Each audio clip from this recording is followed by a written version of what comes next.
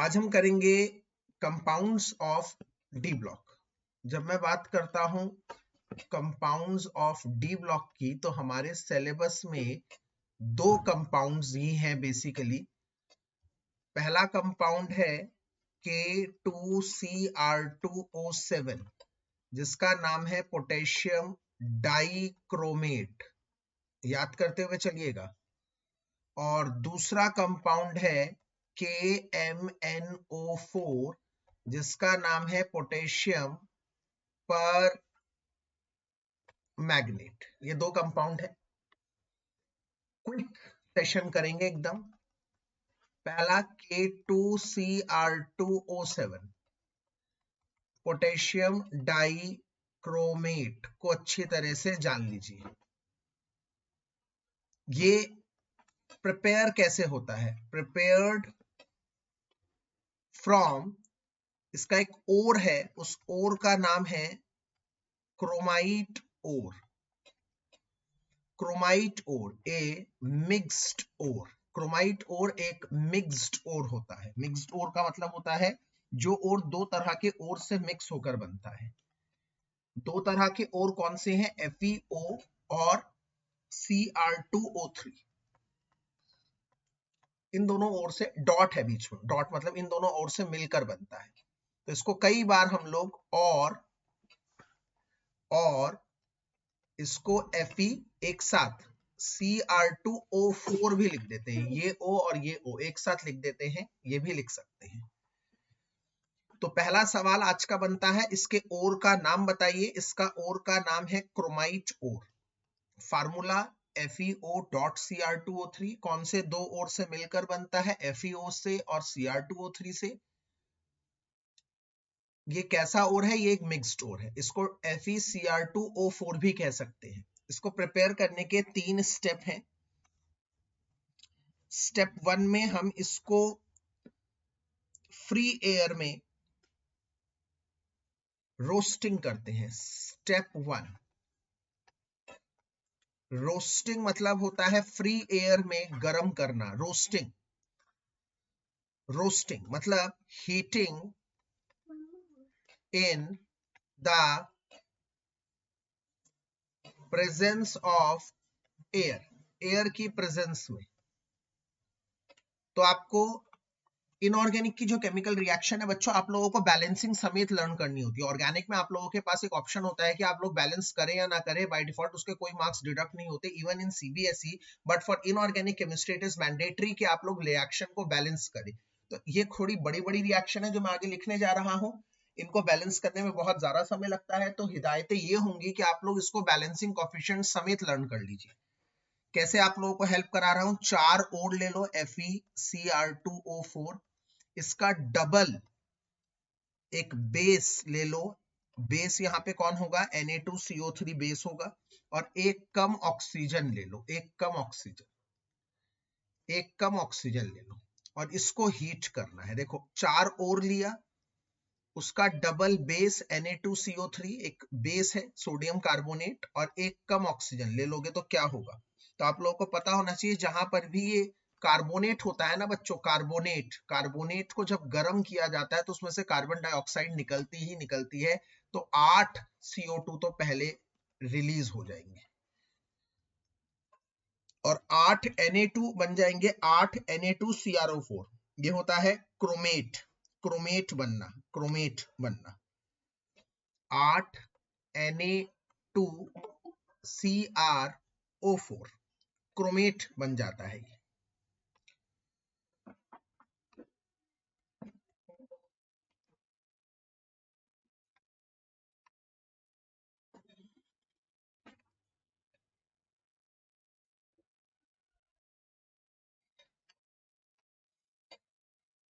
ये क्रोमेट बन जाता है। क्रोमेट के साथ निकलता है 2Fe2O3। ये आप लोगों को एज इट इज लर्न करना है। ये यहां पर मैं लिख देता हूं क्रोमाइट और है, नाम बहुत इंपॉर्टेंट है।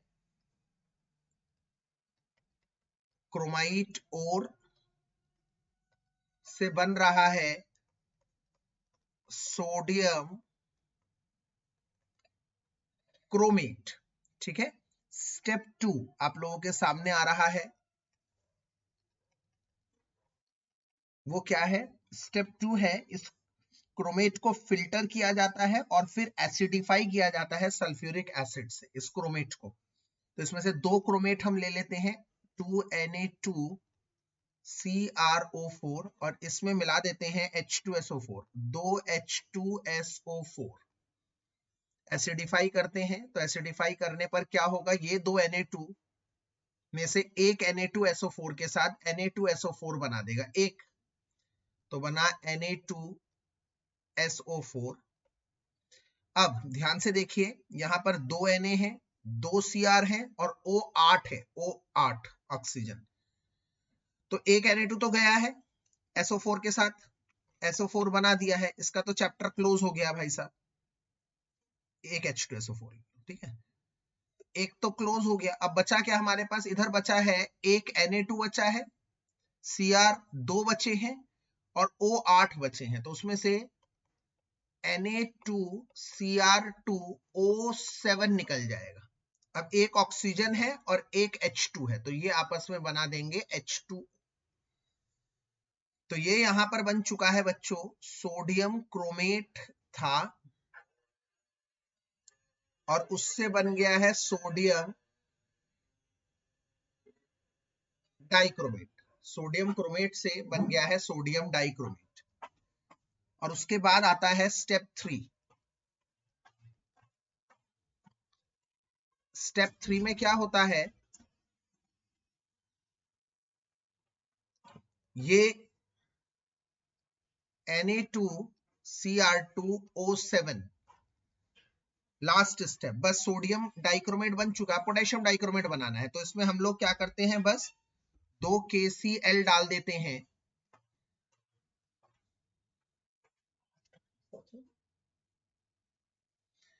दो Na 2 Cl के साथ निकल जाते हैं 2 NaCl और बचता है ये K2 इधर लग जाता है और बन जाता है K2Cr2O7।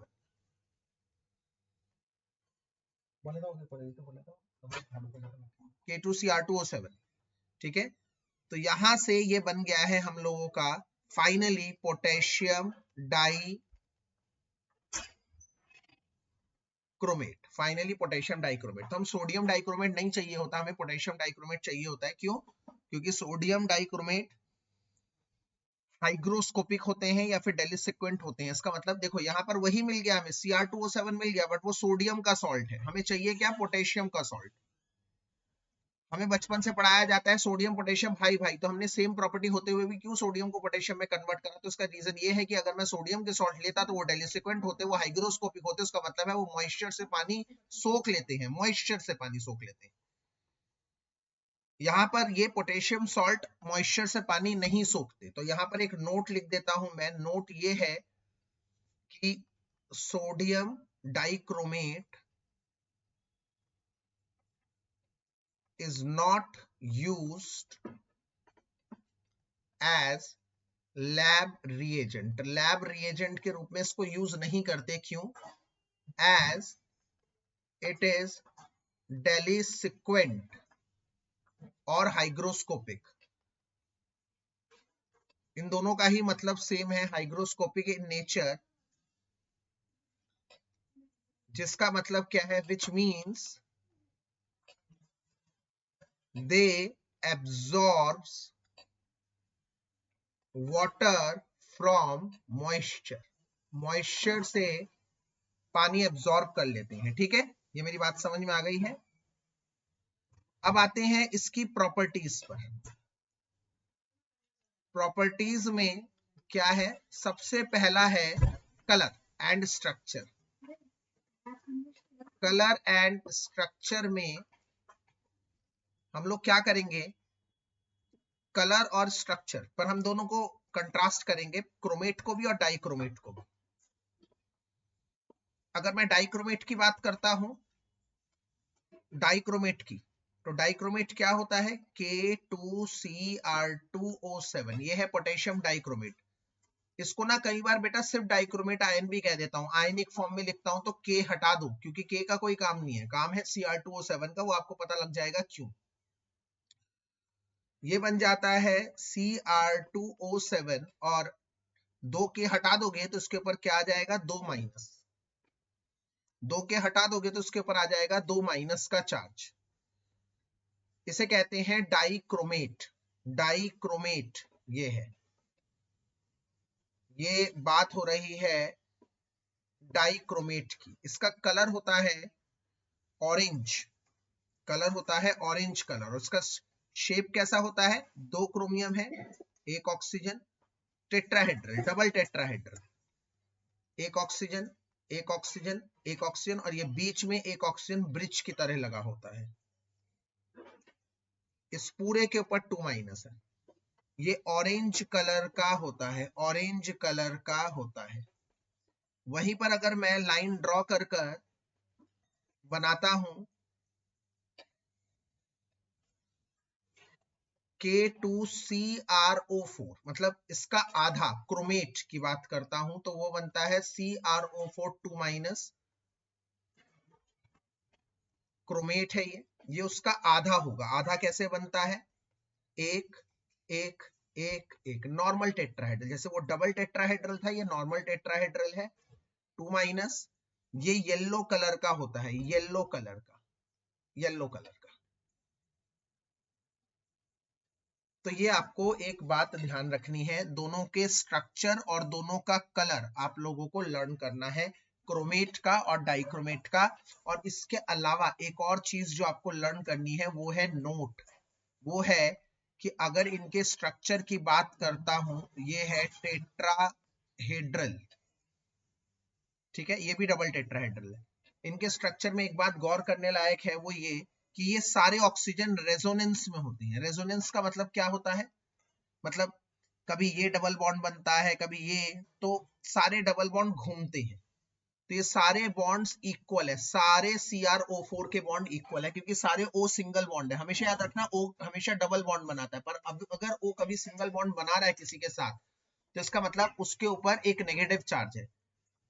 तो या तो वो डबल बॉन्ड बना रहा होगा या तो नहीं। तो यहाँ पर रेजोनेंस के चलते ये सबके साथ डबल बॉन्ड बनाता है। यहाँ पर भी यही होता है, बट बीच वाला oxygen double bond already 2 bond बना रहा है। चेक करो, एक इधर से एक इधर से। तो ये ब्रिज्ड वाला है, ये रेजोनेंस में पार्टिसिपेट नहीं करता। ये बड़ी बात है आज की, ये रेजोनेंस में पार्टिसिपेट नहीं करता। तो रेजोनेंस में पार्टिसिपेट करने वाले बच्चे कौन, 1 2 3, यहां से 3 और 1 2 3 वहां से 3।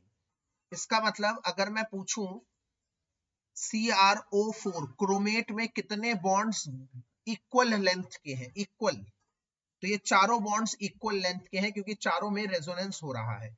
इधर कितने बॉन्ड्स इक्वल में है, ये क्वेश्चन इस बार श्योर शॉट आएगा। इधर 6 बॉन्ड्स इक्वल लेंथ के हैं, 6। बीच वाला नहीं है इक्वल लेंथ का, बीच वाला ऑलरेडी ऑक्सीजन 2 बॉन्ड बना रहा है, बाकी सारे ऑक्सीजन सिंगल बॉन्ड बना रहे हैं। मतलब सिंगल बॉन्डेड ऑक्सीजन में रेजोनेंस है और उसमें नहीं है। तो नोट क्या है, इन CrO4 2 माइनस, जो क्रोमेट है, chromate, chromate, all 4 CrO bonds are equivalent, equivalent है, बराबर है, ड्यू टू रेजोनेंस, while, जबकि इन Cr2O7 2 नेगेटिव, ये कौन है बच्चों, डाइक्रोमेट है। 6 CrO bonds are equal in length due to resonance, एक को छोड़कर, except the bridged oxygen, bridge oxygen को छोड़कर बाकी सब बराबर के हैं। इसके बाद आते हैं दूसरी प्रॉपर्टी पर। पहली प्रॉपर्टी क्या मैंने बताई, इसका कलर और इसका स्ट्रक्चर। दूसरी प्रॉपर्टी जो सबसे ज्यादा दामोदार रखती है, सबसे ज्यादा इंपॉर्टेंट है, वो है कि ये बहुत ज्यादा यूज होता है ऑक्सीडाइजिंग एजेंट के रूप में। आप लोगों ने पढ़ भी रखा है K2Cr2O7 एसिडिफाइड H+ के प्रेजेंस में एक स्ट्रॉन्ग ऑक्सीडाइजिंग एजेंट के रूप में यूज होता है। 1 डिग्री अल्कोहल को सीधे कार्बोक्सिलिक एसिड में कन्वर्ट कर देता है। So there are basically two types of strong oxidizing agent, that is K2Cr2O7 potassium dichromate and potassium permanganate. These are two types of strong oxidizing agents. तो हम बात करेंगे तो पहली दूसरी प्रॉपर्टी ये है कि it is extensively used, it is extensively used as an oxidising agent. क्यों ऑक्सीडाइजिंग एजेंट? अब ध्यान से यहां से कहानी सुनिएगा यार।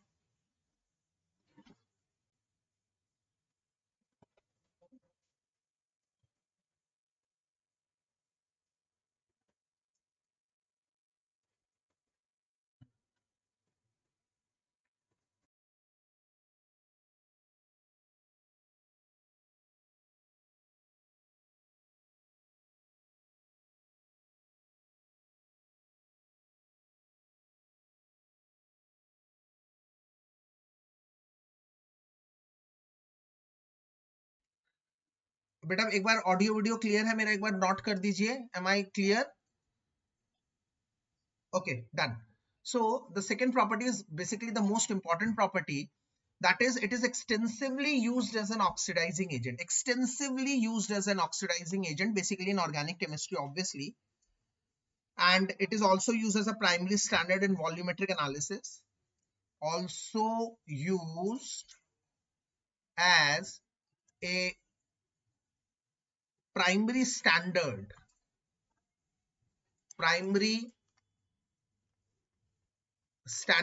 in volumetric analysis. ठीक है ना? क्यों? अब समझिए, सारी बात की जड़ को समझिए। ऑक्सीडाइजिंग एजेंट जो होगा वो अपना क्या करेगा? ऑक्सीडाइजिंग एजेंट अपना क्या करेगा बच्चे बताइए? अपना करेगा oxidising agent reduction. Oxidising agent अपना करेगा रिडक्शन। रिडक्शन मतलब क्या होता है? ऑक्सीडेशन स्टेट को घटाना, ऑक्सीडेशन स्टेट को कम करना। तो क्रोमियम अपने ऑक्सीडेशन स्टेट को कम करता है, बेसिकली अपने ऑक्सीडेशन स्टेट को कम करता है। कैसे? Cr2O7 पे 2 नेगेटिव होता है, मैंने बार बार बोला है 2 नेगेटिव होल पे होता है, पूरे पे होता है। वो इससे क्या बनता है? इससे बनता है वो Cr3+। अब यहां पे इसका ऑक्सीडेशन स्टेट चेक करेंगे तो +6 है, तो +6 से कितना चेंज हो रहा है? +3।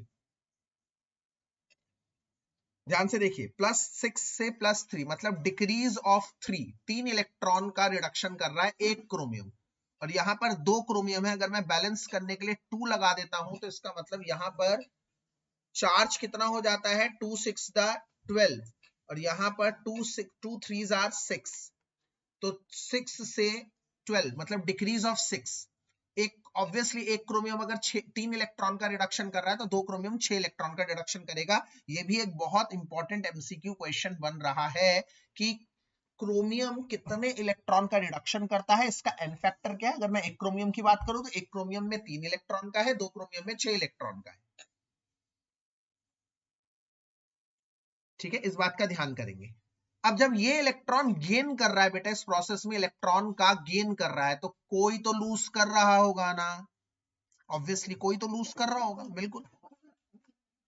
तो इसको हम जानबूझ के कपल करवा देते हैं किसी दूसरे के साथ, मतलब Cr2O7 2 नेगेटिव को किसी भी आइटम X के साथ डाल दोगे तो ये इलेक्ट्रॉन क्या कर लेगा?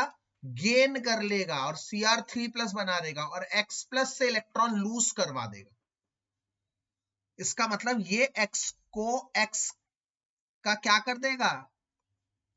ऑक्सीडेशन करेगा, ऑक्सीडेशन करवाएगा, इसीलिए ये कहलाता है ऑक्सीडाइजिंग एजेंट। दोबारा समझिए, ये इलेक्ट्रॉन गेन करता है एट एनी कॉस्ट, +6 से +3 बनता है, 3 इलेक्ट्रॉन गेन करना होता है, इसे 3 इलेक्ट्रॉन गेन करना होता है। तो मैं जिस भी साथ कपल कर दूंगा तो वो उसके 3 इलेक्ट्रॉन निकलवा लेगा, दूसरे के 3 इलेक्ट्रॉन निकलवा लेगा, दूसरे को ऑक्सीडाइज करवा देगा। दूसरे को ऑक्सीडाइज करवाएगा तभी ये खुद का रिडक्शन करेगा और ऑक्सीडाइजिंग एजेंट के रूप में काम करेगा।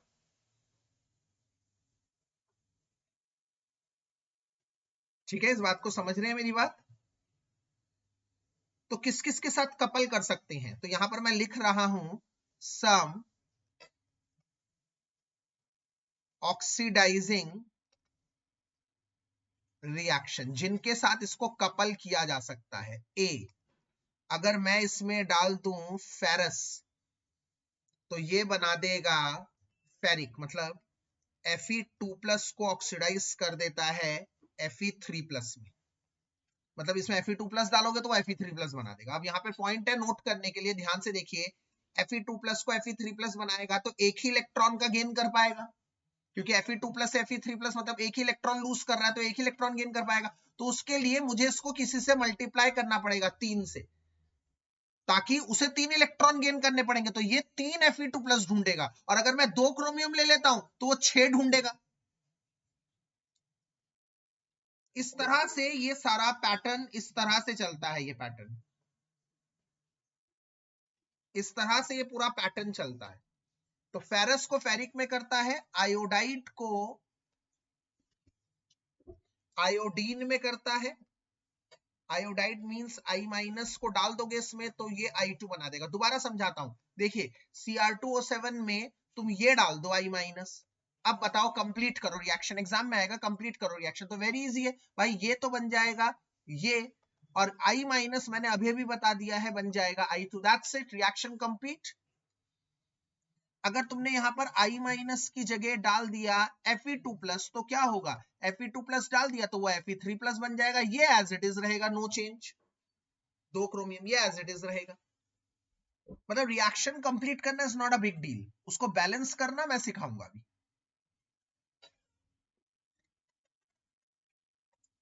तो सी क्या है, और सल्फाइड डाल दोगे अगर तुम,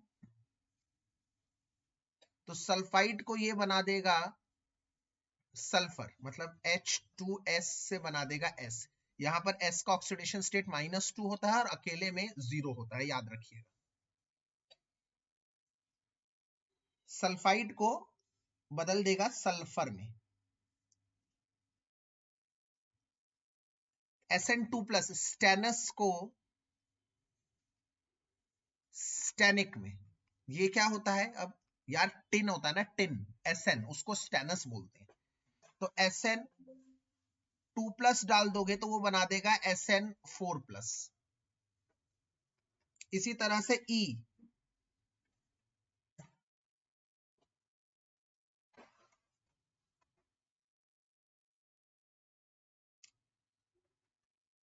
C2O4 2- डाल दोगे तो वो बना देगा C। इसे कहते हैं oxalate, oxalate to carbon dioxide. यहां पर ऑक्सलेट में कार्बन का ऑक्सीडेशन स्टेट है +3, यहां है +4। अगर कोई निकालना भूल गया है ऑक्सीडेशन स्टेट कैसे निकालते हैं, या पेपर में मुझे सिर्फ ये याद रहा कि C2O4 2- को ये CO2 में बदलेगा, ऑक्सीडेशन स्टेट निकालना याद नहीं रहा, नॉट अ बिग डील, मैं आपको सिखा रहा हूं। मान लीजिए इसका ऑक्सीडेशन स्टेट निकाल रहे हैं, उसको X मान लीजिए, एक ऑक्सीजन का -2 होता है, तो कार्बन का हो गया 2x, एक ऑक्सीजन का -2 होता है, 4 ऑक्सीजन है तो हो गया 2 4 -8, और बराबर में आएगा टोटल चार्ज, तो यहां से x निकल जाएगा +3। यहाँ पे निकालना चाहते हैं कार्बन का, मान लीजिए x, ऑक्सीजन का -2 होता है, x 2 2 -4 इक्वल टू 0, तो x आ गया +4। तो ऑक्सीडेशन स्टेट अगर आप भूल गए हैं तो आप ऐसे निकाल सकते हैं।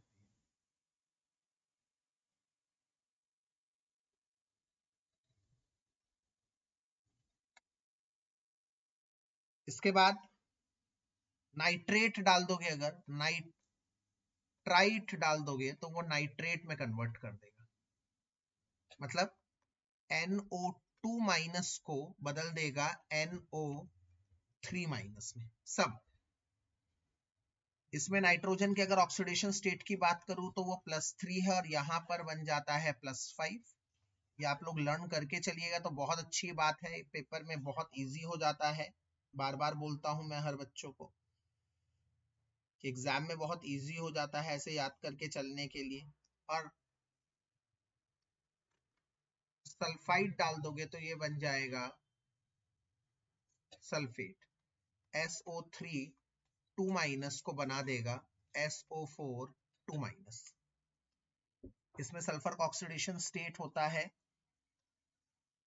+3 और वो बना देगा +4 और वो बना देगा +6।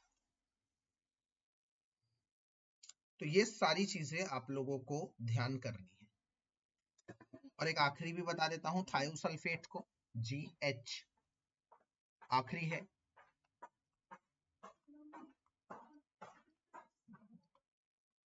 थायोसल्फेट को सल्फेट में, थायोसल्फेट मतलब S2O8 2- S2O3 2- सॉरी, और उसको बदलेगा वही सल्फेट जो ऊपर है SO4 2-। अगर आप चाहते हैं थायोसल्फेट में ऑक्सीजन का ऑक्सीडेशन स्टेट कैसे, मैं दोबारा बता देता हूं। जैसे ये है और सल्फर का निकाल रहे हैं, मान लो X 2X हो गया, एक ऑक्सीजन का -2 तो 3 ऑक्सीजन का -6 बराबर में -2, तो X आ गया +2 +2। ठीक है, मैं दोबारा बता दूं एक बार, पेपर में क्या आएगा, पेपर में आएगा ये डाल दिया और उसके साथ ये डाल दिया तो कंप्लीट करो रिएक्शन क्या होगा। तो आपको क्या करना है, ये लिखना है और ये लिखना है। ठीक है, पेपर में आ गया अगर इसके साथ ये आ गया, डाल दिया, तो बताओ क्या होगा, what happens when potassium dichromate is added with nitrite. तो आपको लिखना है ये प्लस ये देगा क्या, ये और ये। तो मैंने आप लोगों को एक ढांचा बना के दे दिया है, इसमें ये डालोगे तो क्या मिलेगा, ये और ये मिलेगा। तो इस तरह से आप कोई भी क्वेश्चन, सारे लेफ्ट हैंड साइड वाले वो देंगे और राइट हैंड साइड वाले हम लोगों को लिखने हैं।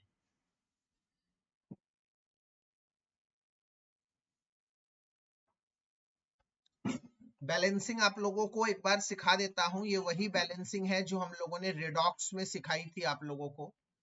बैलेंसिंग पहले एसिडिक मीडियम में सिखा रहा हूं, एसिडिक मीडियम में बहुत ध्यान से देखिएगा। यहां पर तो एसिडिक मीडियम ही होगा, पर जब हम कंपाउंड 2 करेंगे, कंपाउंड 2 में एसिडिक मीडियम भी होगा, कंपाउंड 2 मतलब KMnO4, उसमें एसिडिक मीडियम और बेसिक मीडियम दोनों के क्वेश्चंस आएंगे। वो दोनों मीडियम में ऑक्सीडाइजिंग एजेंट के रूप में बिहेव करता है। ये दो कंपाउंड है, ये दोनों एक ही मीडियम में करता है, एसिडिक मीडियम में, और ये एसिडिक और बेसिक में दोनों में करता है। तो अभी मैं बैलेंसिंग दोनों सिखा रहा हूं। एसिडिक मीडियम में क्या करना है, एसिडिक मीडियम में क्या करना है, सबसे पहले balance the atom whose OS changes। ये तो सेम है, एसिडिक मीडियम बेसिक मीडियम दोनों में यही रहेगा। Balance the atom whose OS changes, जिसका ऑक्सीडेशन स्टेट चेंज हो रहा है, पहले उसके एटम को बैलेंस करो, एंड देन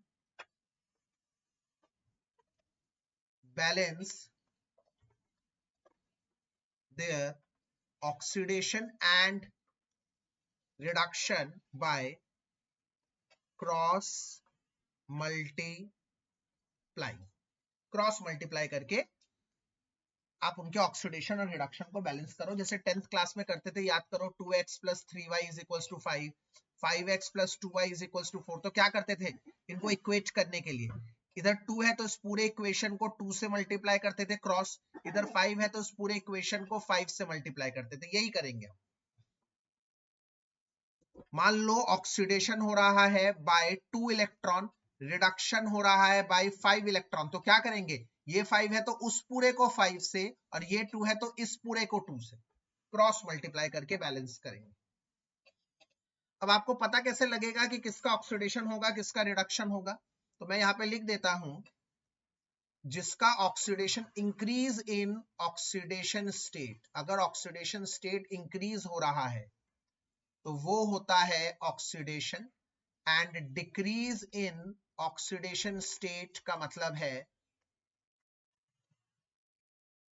रिडक्शन। ठीक है, तो इतना करने के बाद अब आता है एसिडिक मीडियम में क्या करना है और बेसिक मीडियम में क्या करना है। तो अगर एसिडिक मीडियम में है तो आप 2 स्टेप करेंगे। पहले आप करेंगे balance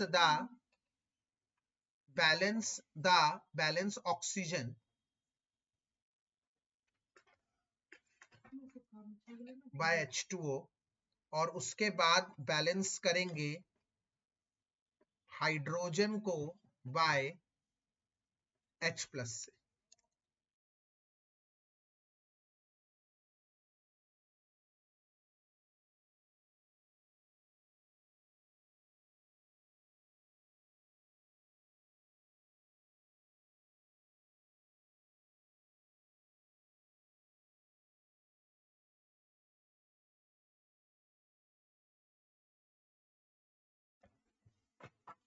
ठीक है, और अगर मैं बेसिक मीडियम की बात करूं,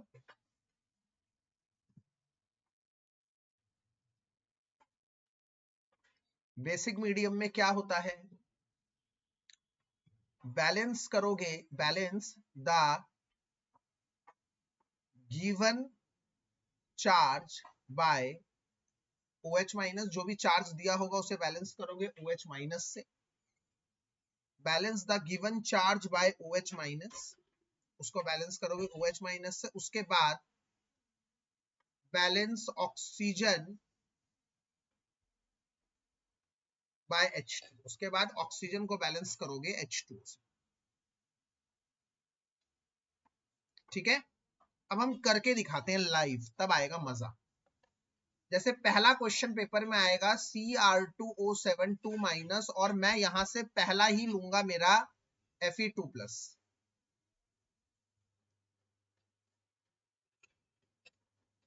पेपर में आएगा कंप्लीट द रिएक्शन, जो पेपर में आएगा ही आएगा। अब हम क्या करेंगे, ये क्वेश्चन पेपर में आ गया, मान लो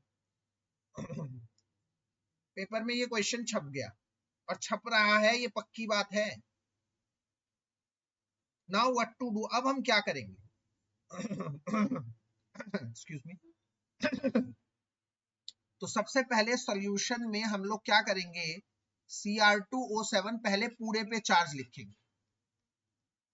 इधर हम नहीं लिख रहे पूरे पे चार्ज और इधर लिख रहे हैं, रीजन क्या है ब्रैकेट लगाने का, क्योंकि यहाँ पर ये 2- दोनों पे है, क्रोमियम और ऑक्सीजन पे। यहाँ पे तो ये Fe अकेला ही है, तो जो भी चार्ज होगा उसी का होगा। ठीक है, अब सबसे पहले हमें क्या पता, हमें याद करके गए थे सर ये, तो ये बनता है, ये तो आपने याद करा दिया था। यहाँ पर क्या था, +6 और यहाँ पर +2, और सर ये हम याद करके गए थे, बन जाएगा Fe3+। दैट्स इट, ये तो मोटा मोटा काम करना है सबसे पहले तुम्हें, सबसे पहले ये तो कर देना है भाई।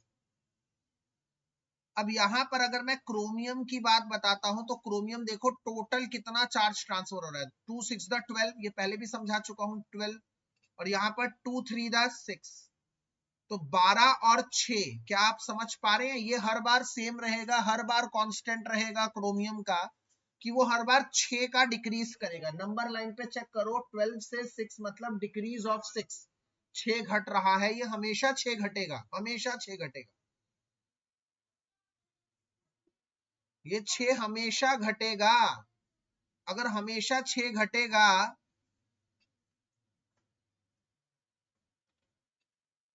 तो रिडक्शन बाय 6 इलेक्ट्रॉन, 6 इलेक्ट्रॉन का रिडक्शन हो रहा है। ठीक है, 6 इलेक्ट्रॉन का रिडक्शन। यहां पर Fe बन रहा है Fe2+, एक Fe है, एक Fe है, मतलब पहले एटम बैलेंस है, हाँ उसका चार्ज पहले लिखा है, बैलेंस द एटम, पहले एटम को चेंज करना, उसके बाद उसके चार्ज। एक Fe है, एक Fe है, 2 है, 3 है, +2 है, +3 है, मतलब कितना हुआ है चेंज, ऑक्सीडेशन बाय 1 इलेक्ट्रॉन, एक इलेक्ट्रॉन का। अब यहां पर हमें इसको बैलेंस करना है, ये 6 है और ये 1 है, तो हम क्या करेंगे, इसको 6 से मल्टीप्लाई कर देंगे दोनों तरफ, इधर भी 6 कर देंगे, इधर भी 6 कर देंगे। समझ में आ रहा है?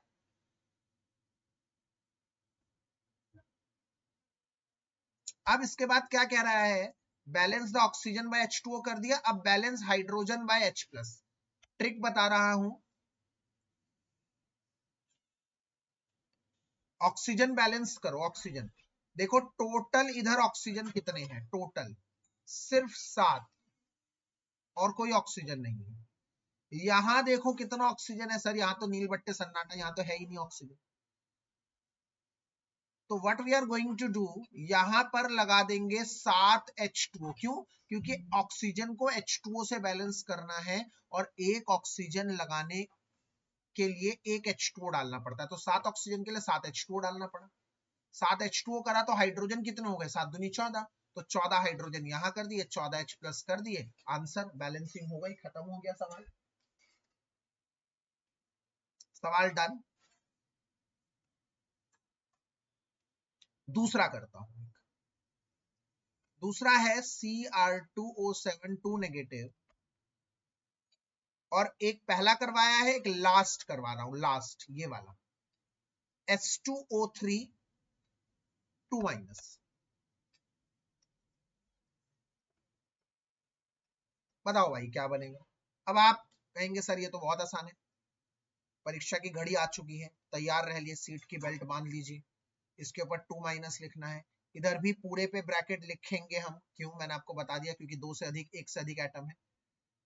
आप लोग लर्न करके गए थे, ये बनेगा 2Cr3 प्लस, मैंने आपको लर्न करवा दिया था। यहाँ पर इसका चार्ज है +6, और मैंने आपको ये भी बता दिया ये हमेशा रिडक्शन होगा किसका, हमेशा 6 का। ये तो सारा जुगाड़, cut copy paste. Sir S2O3 याद नहीं आ रहा सर, पीछे चेक करेंगे, S2O3 बनेगा SO4 2 माइनस, ऑक्सीडेशन स्टेट इधर इसका +2 है। अगर मान लो मैं भूल गया सर, ऑन द स्पॉट मुझे याद ही नहीं आ रहा S2 में ऑक्सीडेशन स्टेट कितना था, कोई बात नहीं भाई, x मान लो 2x, एक ऑक्सीजन का -2 -6 equal to -4, 2x is equals to 4, x is equals to 2। 2 minute में निकल जाएगा आपके साथ। सर मुझे याद नहीं आ रहा SO4 पे कितना चार्ज था, कोई बात नहीं भाई, इसे x मान लो, एक x है, 4 ऑक्सीजन पे, एक ऑक्सीजन पे -2 होता है, 4 ऑक्सीजन पे -8 बराबर -2, x बराबर +6, +6 आ गया सर, कोई टेंशन नहीं लेनी, कोई लोड नहीं लेना। सल्फर को सल्फर से जोड़ देंगे, यहाँ पे 2 सल्फर है, ध्यान रखिए इधर 1 सल्फर है, पहले एटम को बैलेंस करना मैंडेटरी है, 2 सल्फर कर दिए। अब इसका चार्ज इधर देखो, टोटल चार्ज कितना है, 2 2, नीचे ऊपर +2 है, नीचे 2 है, तो 2 टू द +4, तो चार्ज हो गया +4। इधर नीचे 2 है और ऊपर +6 है, तो 2 3 6 टू द 12, ओ भाई साहब 12 का गैप है। इधर 4, 2 दूनी 4, उधर 2 6 12, 4 से 12, कोई मुझे बताएगा कितना इंक्रीज हो रहा है भाई, ये 8 का इंक्रीज है। नंबर लाइन पे देखो, +4 से +12, 8 का इंक्रीज है, मतलब oxidation by 8 electrons. Yes, it is oxidation by 8 electrons. अब हम क्रॉस मल्टीप्लाई करेंगे, इसे 8 से और इसे 6 से, या फिर लोएस्ट, इसका 6 था तो 6, इधर 8 है तो 8, या फिर इसको लोएस्ट टर्म में भी कर सकते हैं। बच्चों याद करिए, ये हम पहले भी करते थे 10th में भी, लोएस्ट मतलब छोटा हो सकेगा, जैसे 2 से कट जाएगा तो छोटा हो जाएगा, उसको 4 से करना है, इसको 3 से करना है, तो 4 से दोनों तरफ, 4 से दोनों तरफ, 4 से इधर करेंगे तो आ जाएगा 4 Cr2O7 2 नेगेटिव, ठीक है, ये ध्यान करेंगे, 4 Cr2O4 नेगेटिव प्लस इधर आ जाएगा 2 नेगेटिव, इधर आ जाएगा 4 2s are 8 Cr3 प्लस, इधर 3 टू द 6 SO4 2 माइनस, ठीक है, ये आ गया। अब ऑक्सीजन देखिए जरा, इधर इधर टफ कॉल है, ऑक्सीजन को देखिए, 4 चौक 28 ऑक्सीजन हो गया, 7 चौक 28, इधर हो गया 2 3 दूनी 6, तो 28 और 6 कितना हो गया, 34।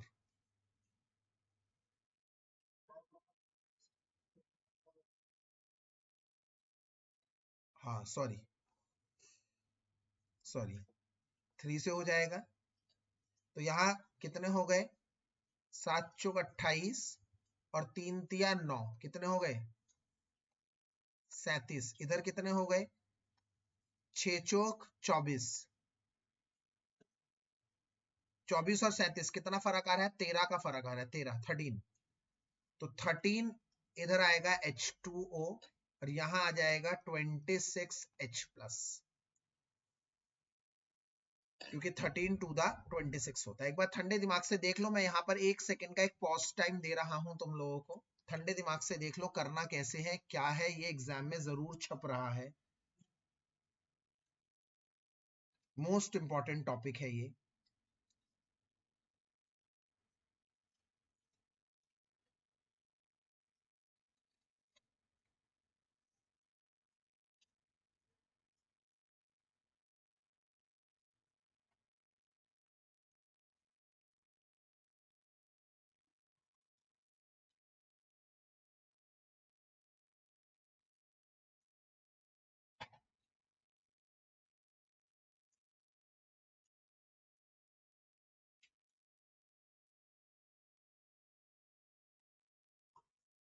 ठीक है,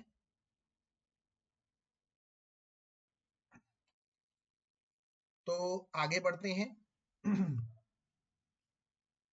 तो ये क्वेश्चन कैसे आएंगे आप समझ में आ गया होगा, सब में लेफ्ट हैंड साइड दे देंगे और आपको राइट हैंड साइड करना है। आगे बढ़ते हैं आज अपने क्लास के पार्ट 2 पे। तो आज का क्लास का पार्ट 2 है कंपाउंड नंबर 2 KMNO4। इसे कहते हैं पोटेशियम परमैंगनेट, पोटेशियम परमैंगनेट। अगर मैं बात करता हूं पोटेशियम परमैंगनेट की बच्चों, तो पोटेशियम परमैंगनेट बनता है पाइरुलुसाइट ओर से।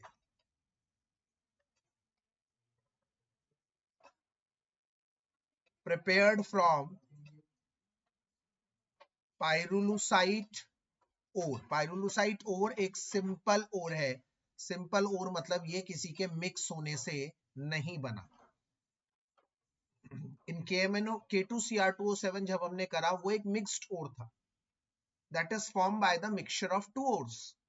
It is a simple ore MnO2 manganese dioxide, वो दो ओर से मिलकर बना था, ये सिंपल ओर है। यहां से एक MCQ बहुत इंपॉर्टेंट है, यहां से एक MCQ बनता हुआ दिख रहा है। तो इसमें भी स्टेप 1 वही होता है, रोस्टिंग मतलब ओर को जलाना, रोस्टिंग ऑफ ओर, ओर को जलाना ऑक्सीजन की प्रेजेंस में। तो दो ओर लिए जाते हैं, दो MnO2 ले लिए, इसका डबल बेस, यहां पर बेस कुछ अलग है, वहां बेस कुछ अलग था, उसके 3 स्टेप थे, 3 रिएक्शंस थी, इसके 3 स्टेप हैं, स्टेप 1 2 3, 3 स्टेप 3 रिएक्शंस लर्न करनी है एज इट इज। इसके 2 स्टेप हैं, 2 रिएक्शंस है, उसमें बेस Na2CO3 था, इसमें बेस KOH है, और एक ऑक्सीजन लेंगे यहां पर हम, तो क्या बनेगा? बनेगा 2K2MnO4 प्लस 2H2।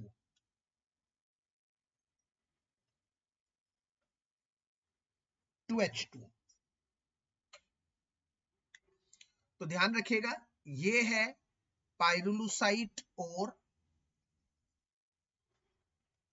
ये है पोटेशियम परमैंगनेट, नहीं है पोटेशियम परमैंगनेट होता है KMNO4, ये है K2MNO4।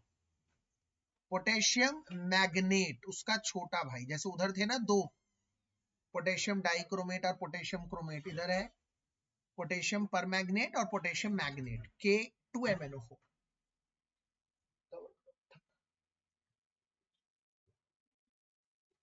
Potassium magnet.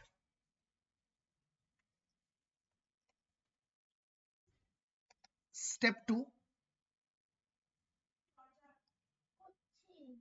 स्टेप 2 क्या है?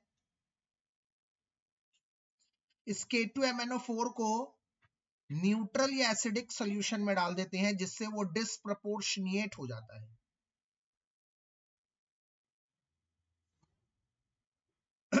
डिस्प्रपोर्शनिएट हो जाता है।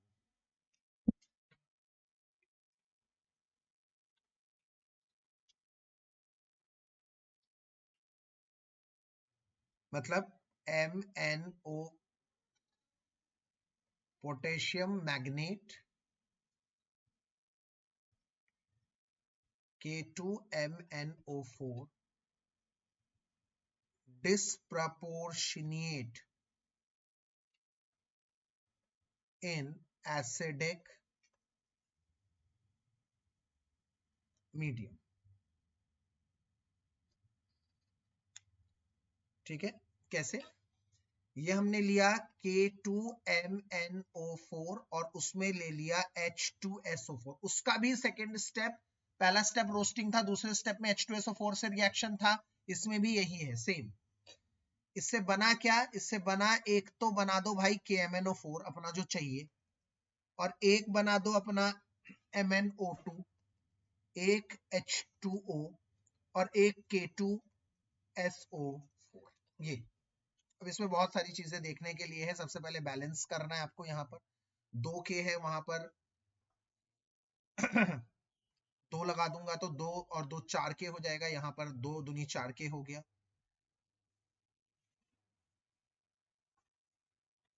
अरे मेरी बात से 2 दूनी 4K हो गया, उधर 2K और 2K हो गया।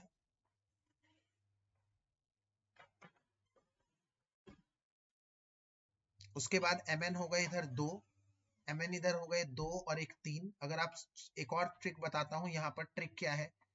अगर आप इसमें K2SO4 की जगह MnSO4 बना दे तो रिएक्शन और इजी हो जाएगी। कैसे सर? यहां पर अगर मैं 2 लगा दूंगा तो 2K हो गए, यहां पर 2K हो गए। Mn कितने हो गए? 2 3 4। ठीक है, उस हिसाब से 4 लगा देंगे तो फिर 8 हो जाएंगे। तो K2SO4 will also be the product. अगर मैं इसी में आयनिक रिएक्शन कर दूं तो वो और इजी हो जाएगा। इसकी बैलेंसिंग थोड़ी टेढ़ी होती है, इसीलिए हम लोग एक और अल्टरनेटिव भी बताते हैं। आपको पता है क्या अल्टरनेटिव है? और अगर आपको ये कोई रिएक्शन थोड़ी सी टफ लग रही है, इसमें डिस्प्रोपोर्शनेशन कैसे हो रहा है पहले तो मैं वो बता दूं, भूल गया था। Mn का +6 होता है इधर, और Mn यहां बन रहा है +7 और यहां बन रहा है +4। यहां K2SO4 ही बनाओ भाई तुम, ठीक है ना? तो यहां पर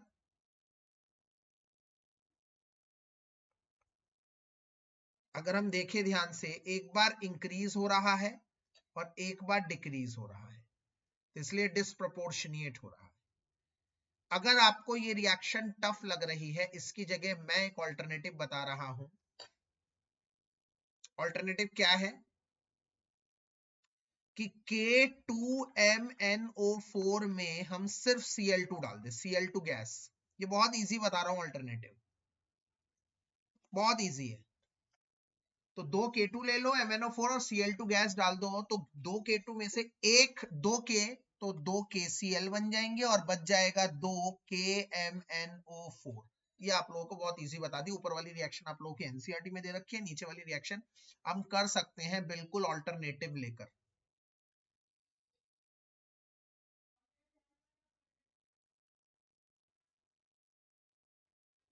अब इसके बाद जब इसकी प्रॉपर्टीज की बात आती है,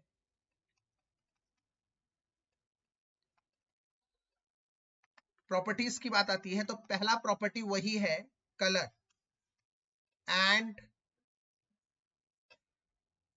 स्ट्रक्चर। कलर एंड स्ट्रक्चर को हम बात करें तो पहले KMnO4 की बात करते हैं, जिसको हम MnO4 माइनस भी लिख सकते हैं। इसका मतलब है पर मैग्नेट की बात हो रही है, Mn और 4 ऑक्सीजन।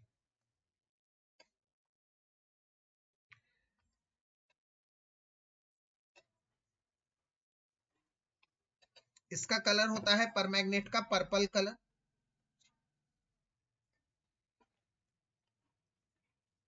पर्पल कलर होता है। अगर मैं बात करता हूं K2MnO4 की, जिसे MnO4 2- कहते हैं, इसे कहते हैं मैग्नेट आयन। मैग्नेट आयन में क्या होता है,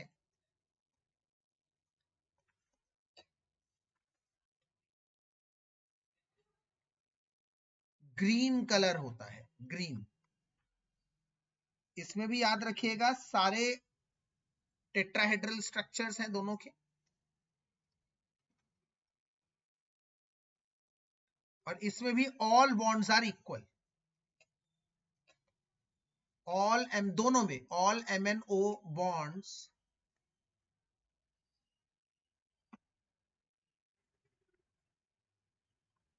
आर इक्वल।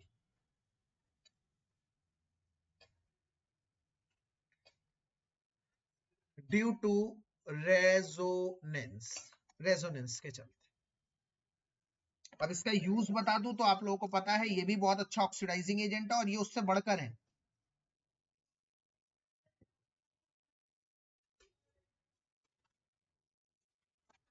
एक और चीज मुझे याद आ रही है, आप लोगों को बता दूं,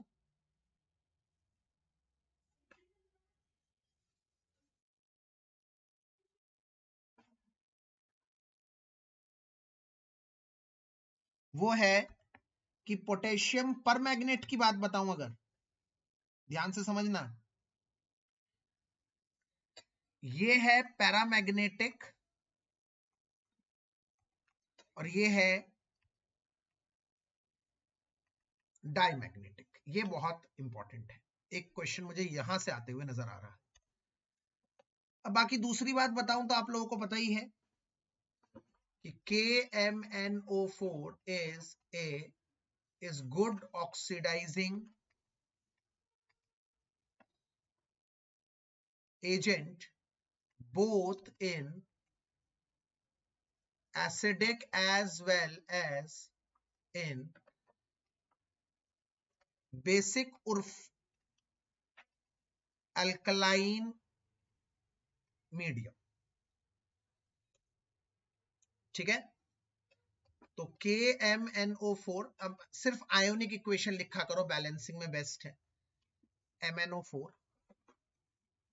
माइनस क्या बनेगा, Mn2+ बनता है, ये आपको ध्यान करना है एसिडिक मीडियम में, एसिडिक मीडियम में।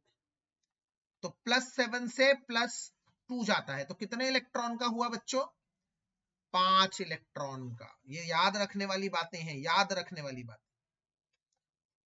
एसिडिक में। और अगर मैं वही MnO4 माइनस ले लेता हूं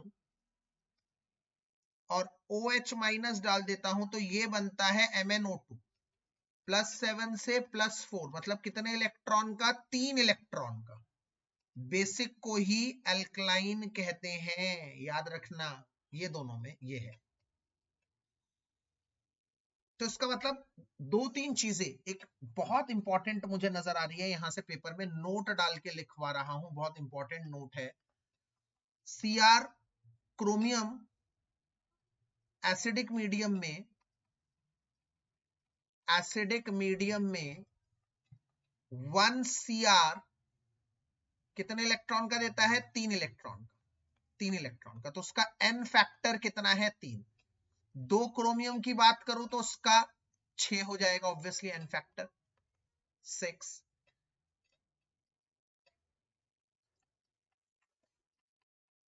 और अगर मैं बात करता हूं MnO4- की, तो एसिडिक मीडियम में Mn +7 से बनता है +2, मतलब n फैक्टर हो गया 5। और बेसिक मीडियम में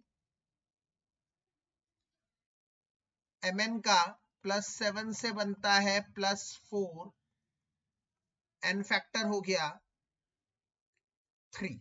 ये बहुत इंपॉर्टेंट है। और एक और नोट लिख देता हूं दूसरा, ये भी इंपॉर्टेंट है कि क्रोमियम भैया एसिडिक मीडियम में करता, वो बेसिक मीडियम में क्यों नहीं करता, जैसे MnO4 करता है भैया, MnO4 दोनों में कर रहा है, तो वो क्यों नहीं कर रहा। तो ये भी एक क्वेश्चन है कि Cr2O7 2- works as an oxidizing agent only in acidic medium but not in basic/alkaline medium. Why? As in basic medium it changes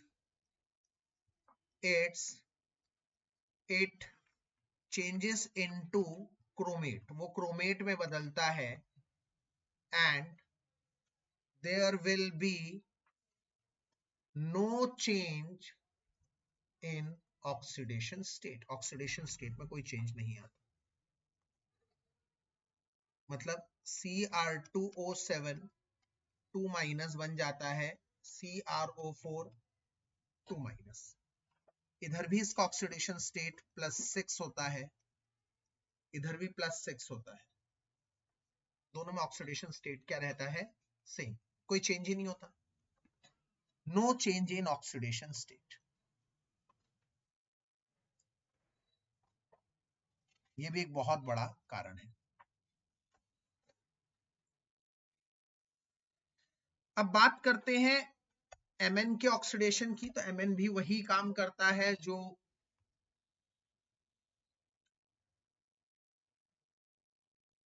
अपना ये करता है, क्रोमियम करता है। ये सारी रिएक्शन Mn के साथ भी चलेंगी, ये सारी रिएक्शन Mn के साथ भी एज इट इज चलेंगी, मतलब Mn के साथ भी अगर तुम ये लिख दोगे तो वो ये बनाएगा, बशर्ते बस इतना अंतर है, मैं आपको बताता हूं अंतर क्या है। अंतर इतना है कि MnO4- लिखा हुआ है और Fe2+ लिखा हुआ है, आपको कह रहा है कंप्लीट करो, H+ लिखा है, और MnO4- कह रहा है, Fe2+ कह रहा है और लिखा है OH-। तो देखो भाई Fe2+ तो दोनों केस में Fe3+ ही बनेगा, उसमें तो कोई बदलाव नहीं आएगा। बदलाव आएगा बस एक कि MnO4- एसिडिक मीडियम में है तो बनेगा Mn2+, और अगर MnO4 बेसिक मीडियम में है तो बनेगा MnO2, बस इतना बदलाव है, बदलाव और कुछ नहीं है। बदलाव ये है कि ये यहां +7 से बन रहा है +2, मतलब n फैक्टर यहां कितना है, रिडक्शन कितना हो रहा है 5 का /5, यहां रिडक्शन /3, ये आपको याद करना है।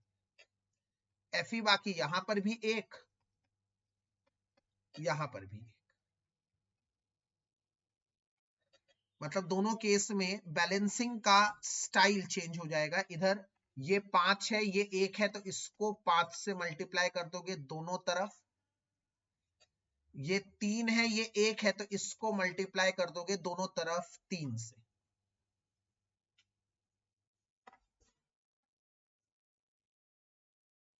ये आप लोगों को थोड़ा सा ध्यान रखना है। बाकी इसके बाद जैसे एसिडिक मीडियम में मैंने आपको बताया, बैलेंस करने के लिए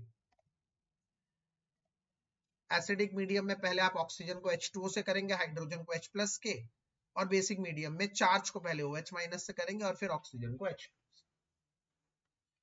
तो इसी के साथ आज का लेक्चर मैं खत्म कर रहा हूं। मैंने बहुत